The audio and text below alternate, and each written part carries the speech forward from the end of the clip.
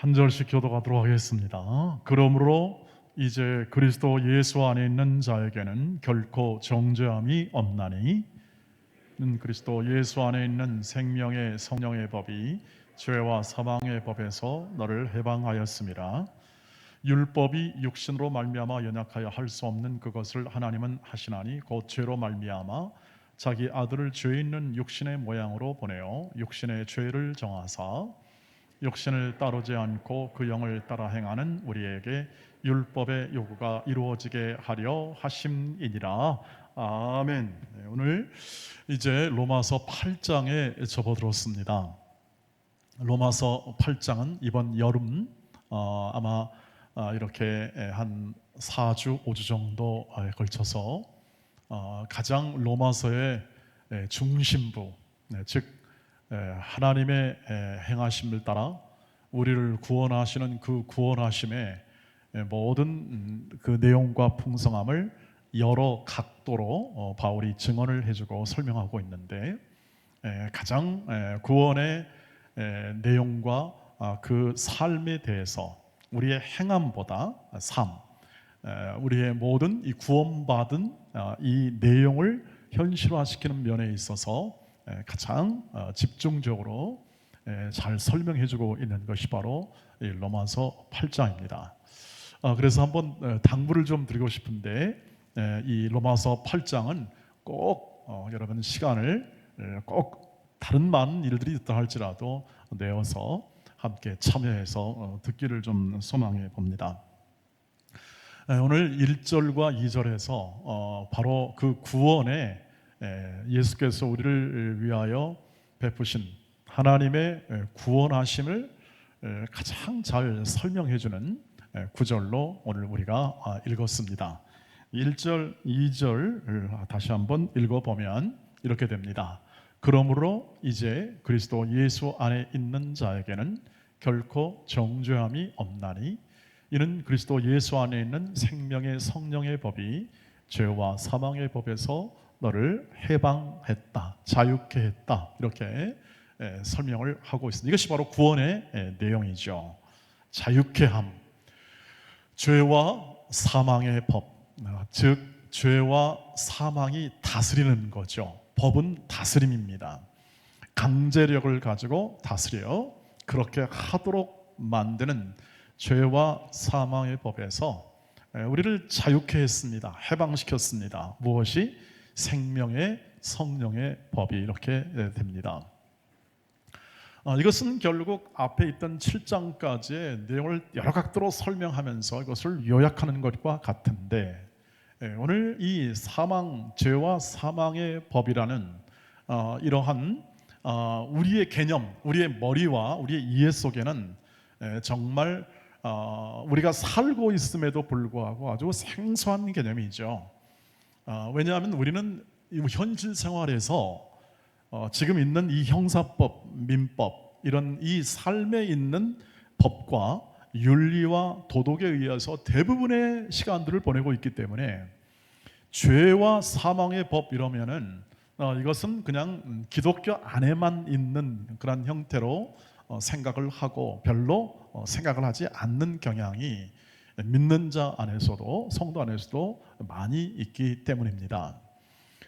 그러나 이 죄와 사망의 법은 사실 우리 모든 사람들이 알고 있지 못하지만 알고 있지 못해서 그냥 그것을 모른 채 그 안에 다스림을 받고 있는 삶을 살고 있다고 성경이 말하고 있습니다. 그래서 이 죄와 이 사망의 법이 역사하는 통로에 대해서도 잘 이해를 모르는데, 이 죄와 사망이 어떻게 우리의 삶에 역사하냐면 이 성경에 의하면 율법을 틈타 행한다고 합니다. 율법을 틈타 행한다. 그래서 또 율법이라는 게 나옵니다. 율법은 이스라엘 백성에게 주어진 옛날의 법이기 때문에 오늘 우리 현대를 살아가는 우리가 율법 그러면 이것도 우리 거 아닌 것처럼 생각할 수 있겠습니다. 어떤 때는 율법 그러면 성경 말씀 전체가 율법이다 그렇게 표현한 데도 있기도 하고 해서 이것이 좀 헷갈리기도 합니다. 이 로마서 안에서의 율법은 뭐냐면 언제나 이스라엘 백성이 받았던 그 당시 사람들이 지켰던 약 613개의 조문화된 그런 이 법을 율법이라고 표현하고, 그것은 그들이 이스라엘 백성들의 정체성을 형성했습니다. 그리고 또 대개 복음이 이스라엘 백성에 먼저 전해졌기 때문에 이것을 설명을 해야 했습니다. 율법이 뭔지에 대해서 설명을 해야, 이것을 넘어가 이해를 해야 그 다음에 구원이 뭔지를 알게 되었던 것이죠. 왜냐하면 구약의 하나님도 신약의 하나님이시고, 구약에서 역사하신 하나님도 이 이스라엘 백성의 하나님이셨기 때문에 하나님이 주신 이 율법이 무엇인지를 이해해야 죄 문제와 그 다음에 이 생명의 법이 어떻게 작동하는지를 이해할 수 있는데, 그것에 대한 이해가 없으니까 우리가 이해하는 구원의 문제도 이렇게 빈약하기 이를 데 없는 그러한 지식을 형성하게 되는 것이죠.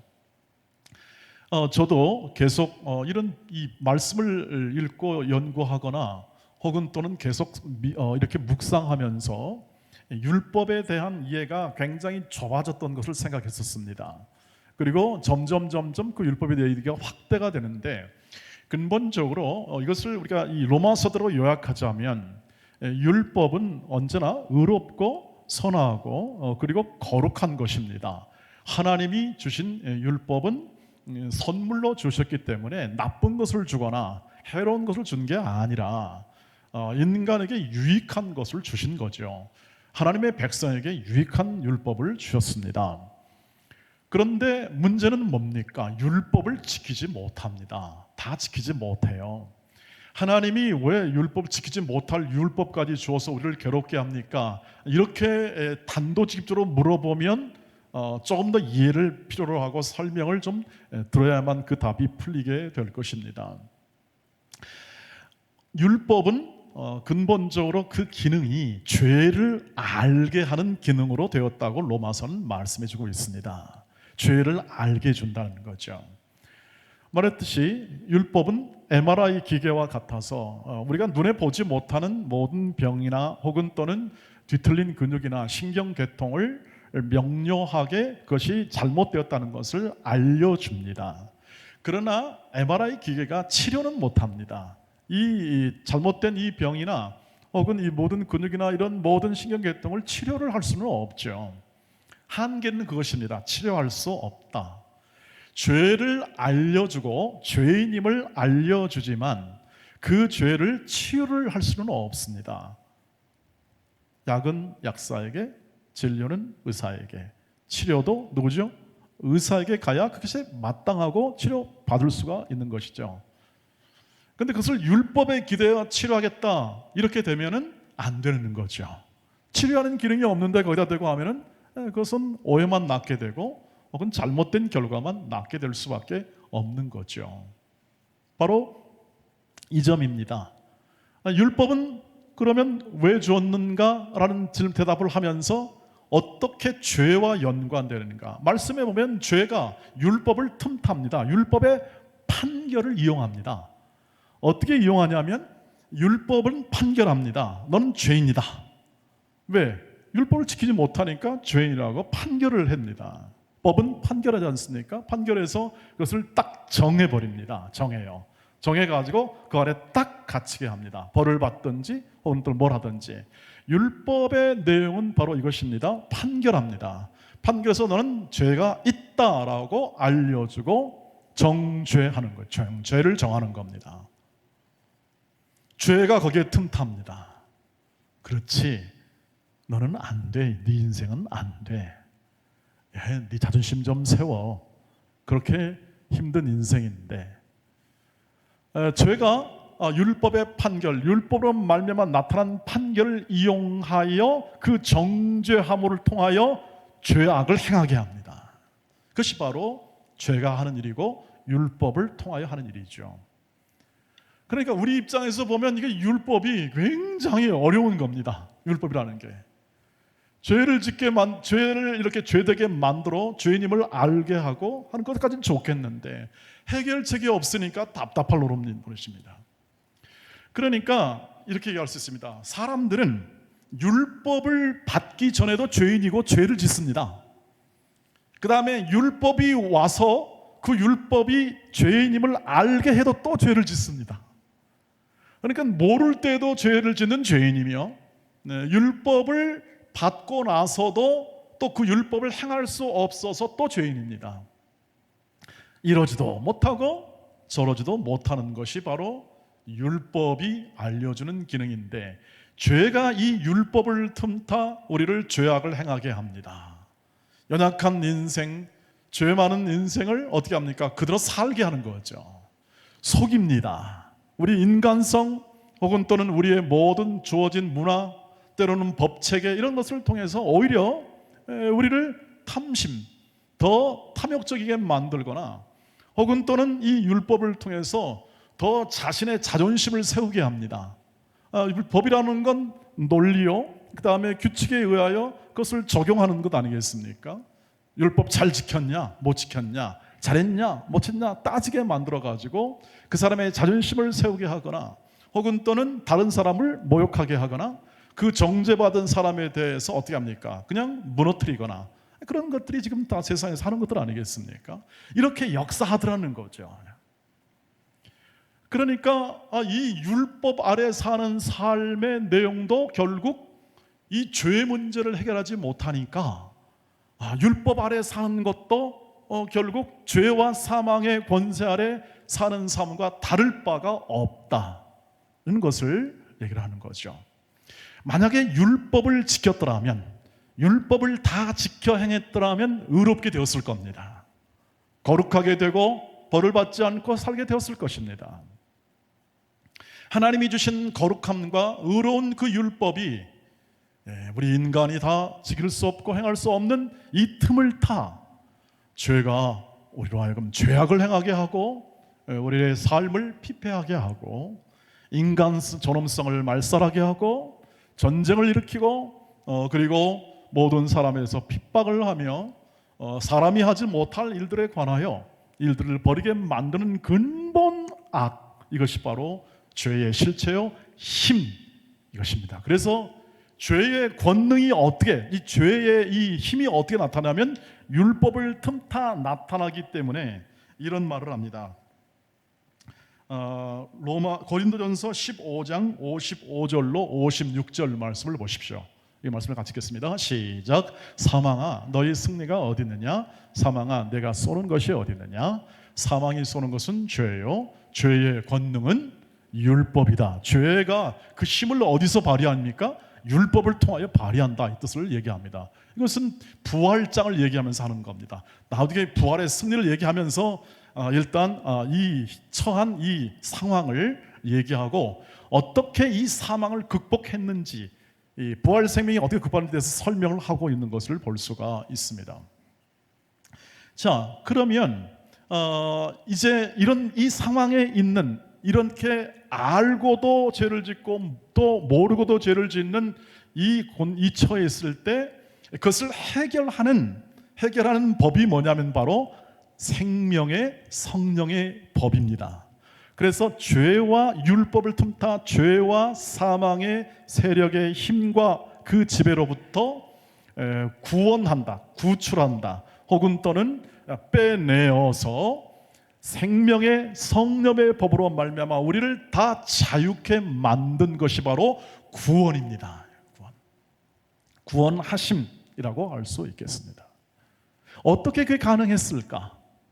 죄의 힘이 그렇게 세고 그 거룩하고 선하신 율법을 주어도 다 그것을 행하지 못하는 그 인간의 곤고한 저지를 어떻게 했을까 하는 거죠. 3절과 4절에 그 생명의 성령의 법이 어떻게 역사했는지에 대해서 설명을 해주고 있습니다. 오늘 이 말씀을 조금만 같이 집중해서 이해하시면 훨씬 더 로마서 8장 전체가 확고하게 선명하게 될 겁니다. 3절 같이 읽겠습니다. 율법이 육신으로 말미암아 연약하여 할 수 없는 그것을 하나님은 하시나니 그 죄로 말미암아 자기 아들을 죄 있는 육신의 모양으로 보내어 육신의 죄를 정하사, 4절입니다. 육신을 따르지 않고 그 영을 따라 행하는 우리에게 율법의 요구가 이루어지게 하려 하심이라 라고 되어 있습니다. 여러분, 정말 할 수가 없어요. 율법이 육신의 연약함으로 말미암아 할 수 없는 그거 있지 않습니까? 그게 바로 지금 죄와 사망의 권세가 역사하는 힘, 이것을 깨트리는 건데요. 이것을 어떻게 하냐면 하나님께서 그 아들을 이 땅에 한 인격 육신으로 보냅니다. 보내서 그 육신의 율법의 모든 요구를 전부 다 정죄합니다. 정죄. 이 율법의 정죄함이 나타나는 모든 이 죄책을 전부 다 거기다가 정합니다. 정하시고 죽게 만듭니다. 죽게 만들죠. 십자가에서 죽으심이 바로 그것입니다. 십자가에서 모든 우리의 죄책을 다 죄를 덮어 정하고 그 육신에 정한 다음에 예수님이 죽으십니다. 그래서 율법의 요구는 다 이루어지는데 결국 죄의 권능은 율법인데 그 율법의 요구를 다 예수님께서 더 완성시킴으로 들어주심으로 그 모든 책임을 다 해소시켜 버립니다. 그리고 죽음이란 무엇인가?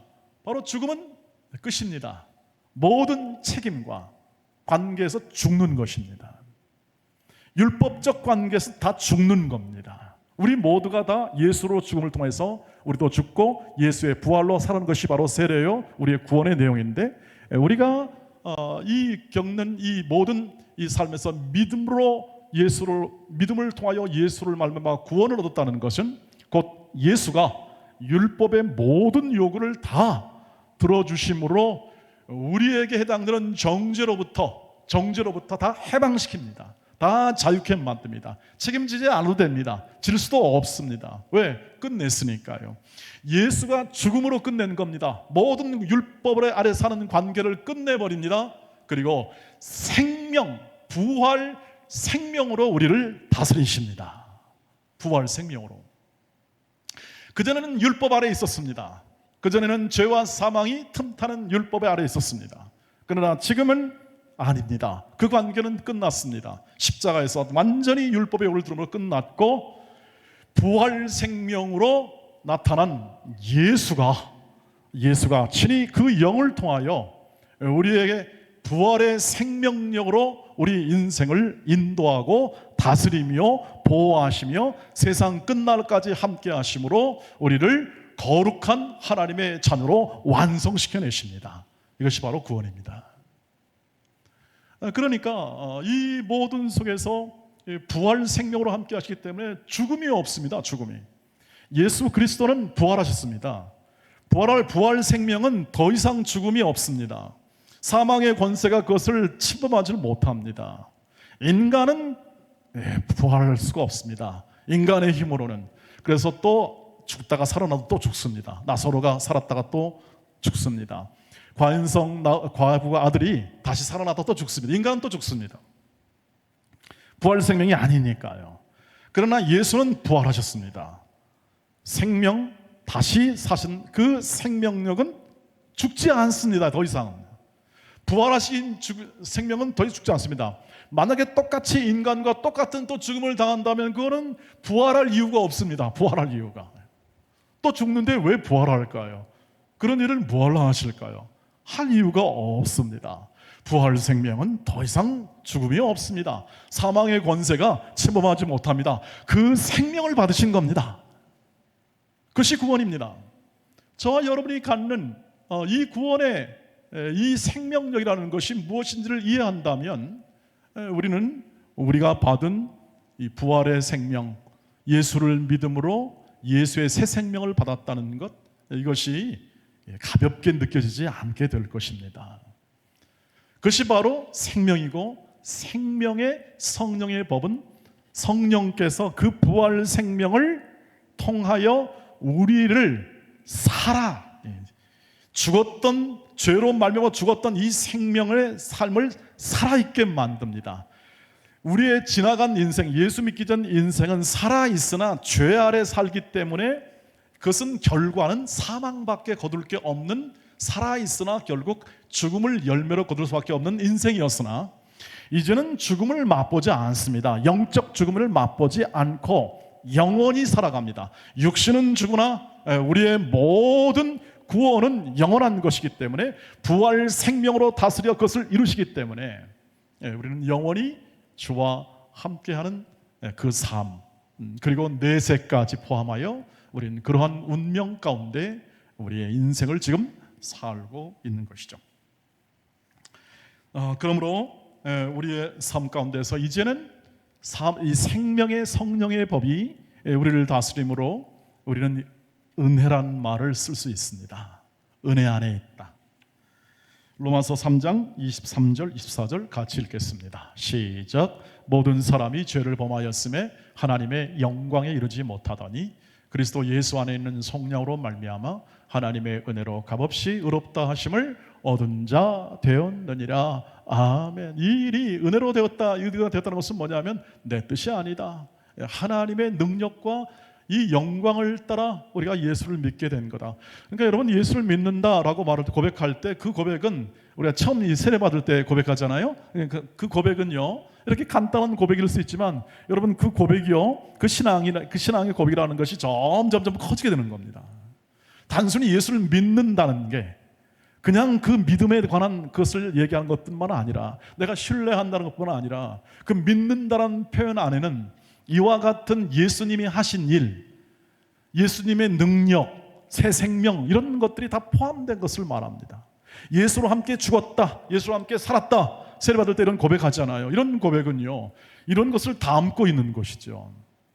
그러니까 우리가 한번 믿는다는 것은 그냥 그렇게 값싸게, 그냥 쉽게 얘기할 수 있는 부분이 사실은 아닙니다.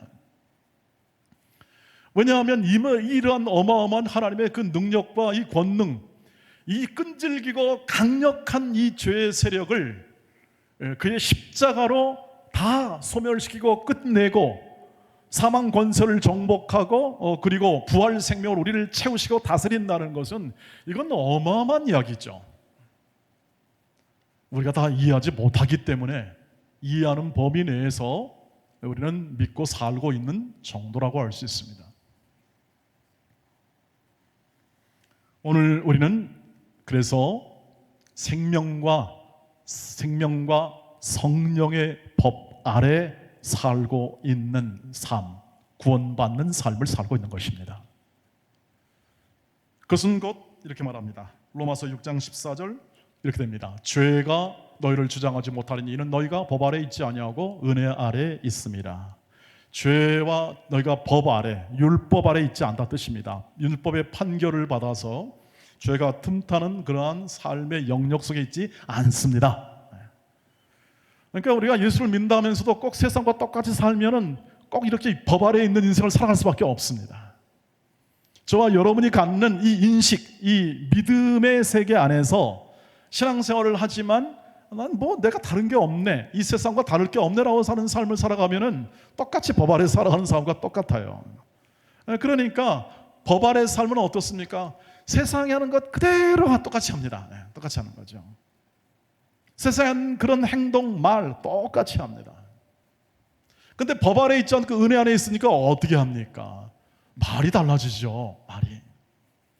은혜에 기반한 모든 이 말과 행동이 달라질 수밖에 없는 거죠. 허망하지 않죠. 허망한 말, 허망한 인생을 사는 게 아니라 우리는 커져가는 인생이죠.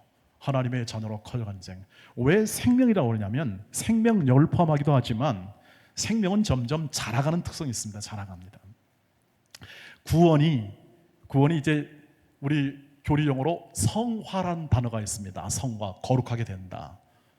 이것은 우리의 책임과 순종을 요구하는 것이기 때문에 구원은 전적으로 하나님이 성령을 통하여 우리에게 적용시킵니다. 예수가 완성해 놓은 것을 적용하는 거지만 성화, 거룩하게 되는 것은 우리의 순종을 통하여 우리의 책임을 요구하기 때문에 이 부분은 좀 구별해서 우리가 쓰고 있는 것이죠. 그런데 이 성령을 통하여 이 생명을 허락하신 이 모든 구원받는 이 인생, 우리의 삶의 내용은 전부 다 은혜 안에 있기 때문에 이 은혜 안에서 결코 취소가 없습니다. 은혜 안에 있다는 것은 결국 하나님이 하신다는 것이고 성령이 하신다는 것이고 성령이 친히 역사하신다는 것을 의미하기 때문에 인간의 힘을 빌리지 않습니다. 그래서 우리에게 뭔가를 하라, 우리에게 뭔가를 자격을 갖추라, 구원의 문제에 관하여 그렇습니다. 이것을 요구하지 않습니다. 근데 우리는 이 나타난 이 종교 생활, 감사 생활, 예배 생활, 기도 생활, 봉사 생활, 섬김 생활, 이 자체를 구원의 어떤 자격이나 요건으로 보아서는 안 되는 것이죠. 그러니까 이것은 감사합니다. 감사로 다 나오는 것들이죠. 감사 예배, 감사 헌금, 감사 찬송, 감사 봉사, 감사로 나오게 되는 겁니다. 구원은 생명을 불어넣으시고 지금도 우리를 거룩하게 만드시는 성령께서 우리를 키워가시고 이렇게 세워가시고 확장시켜가는 개념이 있기 때문에 생명이라는 것을 씁니다. 생명력과 생명이 자라감이라는 것이죠. 성령께서 지금도 저와 여러분의 인생 가운데 그것을 행하신다는 겁니다. 그러니까 성령을 따르라고 하는 거죠.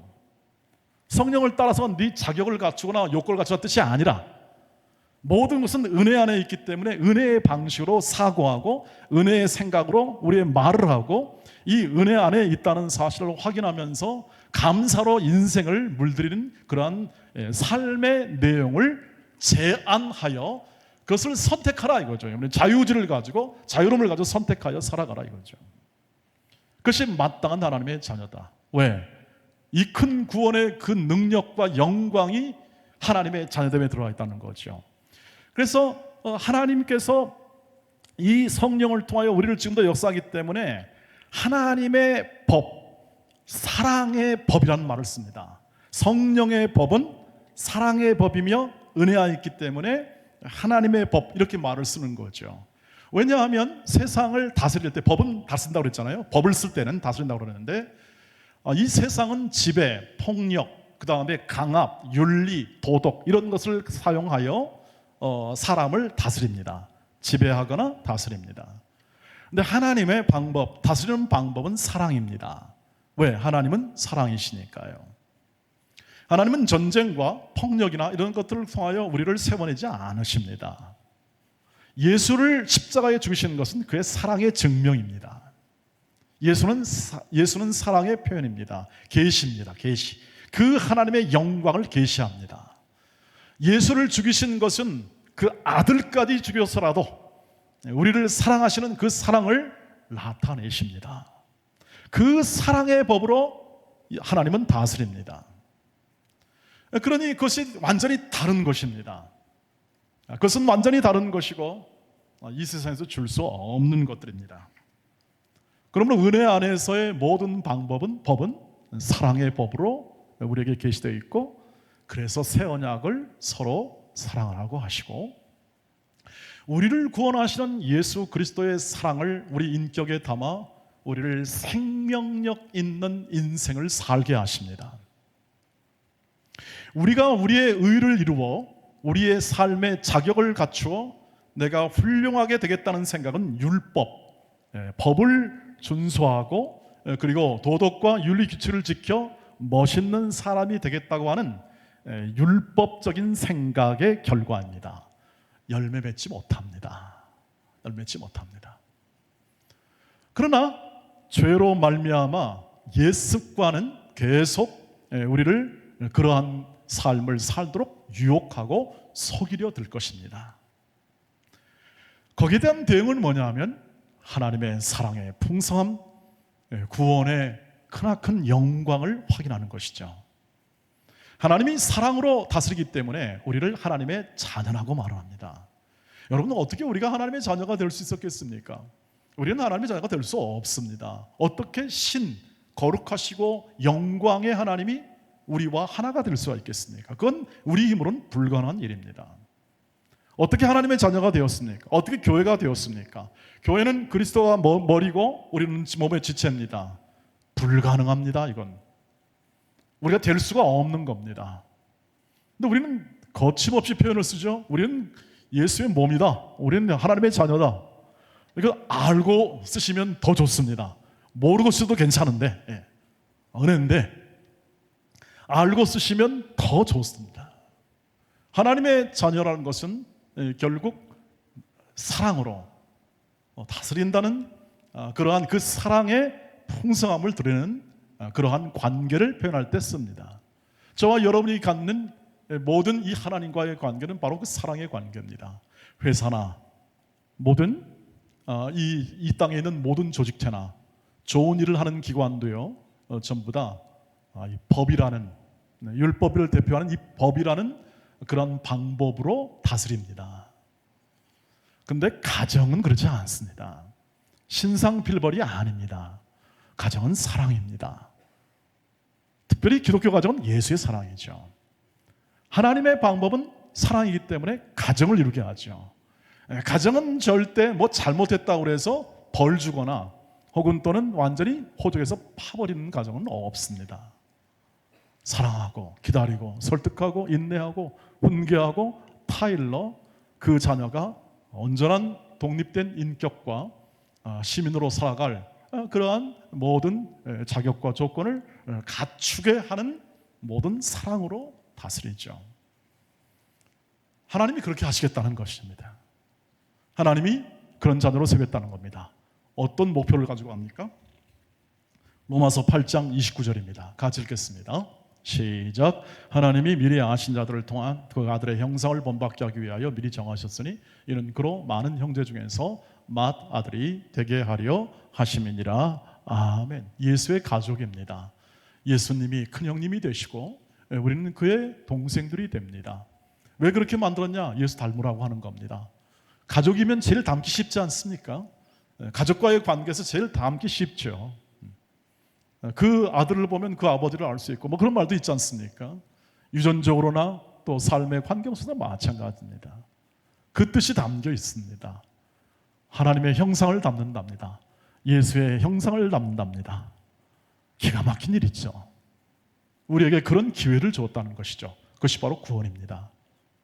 흑암의 나라에서 생명의 나라로, 그리고 우리의 모든 어둠의 나라에서 빛의 나라로 옮겼다는 것은 결국 법과 사망, 그리고 또 죄, 율법 이런 것들이 지배하는 모든 영역 속에서 주의 생명과 부활 생명과 그리고 예수의 큰 사랑으로 우리를 세워내시는 성령의 다스림 안으로 우리 인생들을 옮겨 그 인생을 오늘도 살고 있게 하는 것, 이것이 신앙생활이고 구원받는 삶의 내용이 되겠습니다. 그래서 이러한 것이 담겨 있어서 우리는 영광이다 이렇게 표현합니다. 예수의 영광이 우리에게 임한다. 예수의 빛이 임한다는 표현을 자꾸 씁니다. 에베소서 쓰기도 하고 써서 우리를 빛이라 하기도 하고 그렇게 칭합니다. 우리가 무슨 빛입니까? 그러나 예수가 그렇게 하시겠답니다. 그렇게 만드시겠답니다. 법 아래 사는 그 인생, 곤고한 인생이 아니라 따지고 또 뭐하고 얘기하고 그래가지고 비판하고 그래서 남을 이렇게 힘들게 하고 비교하고 하는 그런 이 세상의 법 아래에 있는 그런 인생이 아니라 사랑하고 설득하고 관용하고 용서하고 기다리고 그리고 대접하고 격려하는 그러한 삶을 살아가게 하는 그 하나님의 자녀의 인생을, 사랑의 삶을 살게 하는 기회를 받게 하는 것이 바로 구원받은 후의 삶의 내용이고, 그리고 우리가 걸어가야 할 길이라고 하는 거죠. 그래서 영광이라는 것입니다. 예수로 말미암아 된 것입니다. 우리 인간의 힘과 내 능력이 아니라 내가 원해서 되는 것도 아니라 하나님이 은혜로 그냥 그렇게 주셨답니다. 그런 인생을 살게 했답니다. 웬 이런 말 있죠. 웬 떡입니까? 웬 은혜입니까? 웬 대박입니까? 내 인생을 하나님이 그렇게 만드시겠다니 쌍수를 들어 환영합니다 하는 것이 믿음입니다. 믿습니다. 믿습니다. 그 인생을 믿습니다. 어떤 자리, 어떤 환경 속에서 내가 그 자리에 서겠습니다. 그 자리에 앉겠습니다. 그 자리에서 움직이지 않겠습니다. 예수 편에 서겠습니다. 예수의 영광을 주께서 나타내시니, 성경 나타내시니 그 인생을 살겠습니다 하는 게 우리의 신앙의 고백이죠. 이번에 아주 놀라운 그 상을 하나 받았어요. 허모 교수님이 필드상을 하나 받았습니다. 수학계 노벨상이라고 합니다. 그 노벨상을 받는 교수님이 나이가 40살도 아직 안 됐어요. 수학자니까 아무래도 좀 머리가 쌩쌩히 돌아가는 아주 천재적인 머리가 돼야 이런 상도 받지 않겠나 그런 생각을 해보게 되는데요. 여러분, 그런데 이 수학자의 이 그 받은 상이 이 수학계 노벨상이라고 그러니까 이 사람만의 영광이 아니라 우리 온 전 국민의 영광이 되었습니다. 대한민국 국적을 가진 이 사람이 이 상을 받아서 가지고 전 세계 사람들이 전부 다 야, 저런 영광스러운 상을 받네. 근데 덩달아 어떻게 합니까? 우리도 대한민국 국민도 이게 영광 안에 같이 거하게 되었습니다. 기분이 안 좋으십니까? 저는 아주 굉장히 기분 좋던데요. 앞으로도 이 대한민국 우리 하나님이요, 우리 대한민국 이 백성에게 머리 하나만큼은 정말 좋은 머리 좋습니다. 그러니까 아마 더 세계적인 인물이 많이 나올 거라 생각하는데요. 저는 그렇게 생각합니다. 우리가 이 한 사람이 받은 그 영광은요, 이 한 국민으로 묶였을 때, 한 시민으로 묶였을 때는요, 같이 영광입니다. 국가대표가 나가서 세계 1등하면요, 다 우리의 영광입니다. 완벽하게 그것을 설명하는 것은 아니지만 예수가 우리를 영광의 빛을 비춘다는 것은 그 뜻입니다. 거기에 근접합니다. 예수의 영광, 구원의 영광, 영광의 초대가, 사랑의 초대가 결국 우리 것입니다. 그러자고 오셨습니다. 그러자고 육신이 되신 겁니다. 그냥 하늘에 계셔서 다 해도 되십니다. 하늘에 계셔서 다 됐지만 이 땅에 오셔서 친히 인간이 되시고 친히 십자가를 지시고 고난을 받으시고 순종함을 배우시고 우리의 길이 되었습니다. 우리가 만지고 보고 그리고 또 안고 손잡고 붙잡고 갈 수 있는 아주 밝은 형태로, 아주 선명한 형태로 이 땅에 오셔서 우리의 앞길을 제시하시고 구원받은 자의 성화의 길을 제시하여 우리로 살게 하십니다. 그러니 이런 말씀을 드렸습니다. 저와 여러분이 받은 인생은, 이제 믿음으로 받은 인생은 옛날에 실수했던 모든 것들도 다 만회시킵니다. 하나님이 만회시킵니다. 왜? 죄 아래 있는 삶이 아니라 생명과 성령의 법 아래에서 그 어떤 것도 그의 사랑을 끊을 수 없는 하나님의 그 크신 위대한 사랑의 그 이때여 그 영광의 삶을 살기 때문에 그렇습니다. 한 사람 한 사람이 그렇습니다. 지금 형편과 조건은 보기에 이 세상 사람이 판단하기에 좀 나빠 보이거나 안 좋아 보일다 할지라도 여러분 거기에 개의치 마시기를 바랍니다.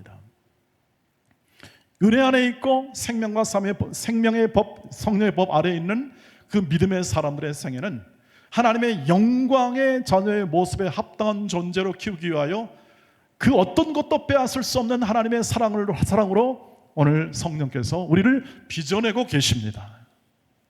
그러므로 우리가 살아가는 삶 속에서 있는 이 기회는 우리가 성령의 인도함을 받는 모든 생애요, 지나간 과거도 회복되고 지금 앞으로 나아갈 길은 더 소망이 있고 시간이 가면 갈수록 우리의 소망이 커지듯이 우리의 인생은 더욱더 확대되는 겁니다. 주의 영광이 확대되고 그분의 사랑, 우리에게 베푸신 사랑이 확대되어 나가는 것이죠. 그 길을 걸어가시기를 주의 이름으로 축복합니다. 다른 데 쳐다보지 마시고 옛 습관 있잖아요. 세상의 가치, 세상의 모든 이런 것들로 인하여 내게 찾아오는 모든 이런 방법들, 삶의 어떤 유혹들, 이런 것들은 눈에 주지 마시고 제시되고 들려주는 하나님의 음성을 듣고 하나님의 뜻한 바, 하나님의 기뻐하시고 선하시고 온전하신 뜻을 조금씩 분별해 가면서 그 하나님이 주신 사랑의 인생, 영광의 인생을 믿음으로 걸어가시기를 주의 이름으로 축복합니다. 그 길 속에 여러분의 인생이 있고 여러분의 삶이 있고 여러분의 미래가 있다는 사실을 꼭 기억해 주시기를 바랍니다. 과거의 일은 과거입니다. 미래, 이 모든 있어왔던 모든 일들은 어제로 다 정리가 되고 이 일도 여러분 후회하지 마십시오. 체념하지 마십시오. 우리가 걸어갔던 모든 삶에서, 우리가 살아왔던 삶에서 모든 후회와 체념은 세상이 하는 것들입니다. 왜? 앞날을 모르니까, 더 이상 모르니까 어떻게 갈까, 무엇을 할까 모릅니다. 체념할 수밖에 없습니다. 그냥 담담하게 걸어가는 것이 좀 담담한 사람이라고 칭찬할 정도입니다. 우리의 주어진 삶은 그렇지 않습니다. 성령께서 간섭하십니다. 굴곡진 일들, 어려운 일들도 간섭하십니다. 연약한 상황 속에서 실패할 수도 있고 어려울 수도 있습니다. 이 얘기를 또 했습니다. 이 수상소감을 우리 허 교수님께서 얘기를 하기를 이렇게 얘기합니다. 많은 10대, 20대 분들이 그러신 것처럼 저도 여러 시행착오를 겪었습니다. 제가 걸어온 길이 구불구불했지만 생각해보면 저한테는 가장 좋고 빠르고 최적화된 길이었습니다. 이렇게 얘기하더라고요. 성삼을 구불구불하고, 이분이 수학 포기자였답니다. 수학을 아예 포기했대요. 이 청소년 시절 때 말이죠. 그런데 구불구불하고 또 이렇게 생각해 보면은 이 정말 이 편하지 않았던 길들이 자신에게 최적화된 길이었다. 이거 꼭 성경적 원리를 얘기하는 것 같아서 말씀을 드립니다. 다 제가 이해하지는 못하지만 그러나 성경은 그렇게 말합니다. 환난은 인내를, 인내는 연단을 낳고 연단은 소망을 다 이룬다. 궁극적으로 우리의 삶은 부활 생명으로 마감되기 때문에, 우리의 인생이 있잖아요. 그렇기 때문에 우리의 인생의 삶은 승리로 담보되어 있습니다. 그 어떤 것도 세상에 끊을 자 없고, 그리고 모든 과거와 실패와 모든 아픔들은 합력하여 하나님께서 선을 이루게 될 것입니다. 놀랍고도 크신 하나님의 인도와 그 영광이 우리의 갈 길을 내내 비추고 계실 것입니다. 그러니 사랑하십시오. 그러니 관용하십시오. 그러니 용서하십시오. 하나님이 가까이 계시고 하나님이 친히 우리의 인생을 빚어가고 계시니 염려하지 마십시오. 두려워하지 마십시오. 앞을 향해 가십시오.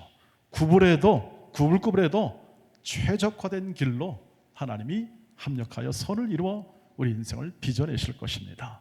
그 믿음이 우리 온 동원의 가족 가운데 있기를 주의 이름으로 축복합니다. 기도하겠습니다. 자비하신 주 하나님, 오늘도 주의 은혜와 주의 말씀을 통하여 오직 그 구원의 영광과 하나님의 자녀됨의 그 영광의 크기를 마음에 새기게 하심을 감사합니다. 오직 이 일을 이루시는 주 예수 그리스도의 크신 은혜와 이것을 우리의 삶 가운데 세워내시는 성령의 충만한 역사와 인도가 우리 온 동원의 가족 가운데 날마다 성령의 위로와 격려와 감화로 세워지게 하옵소서. 예수님의 이름으로 기도하옵나이다. 아멘.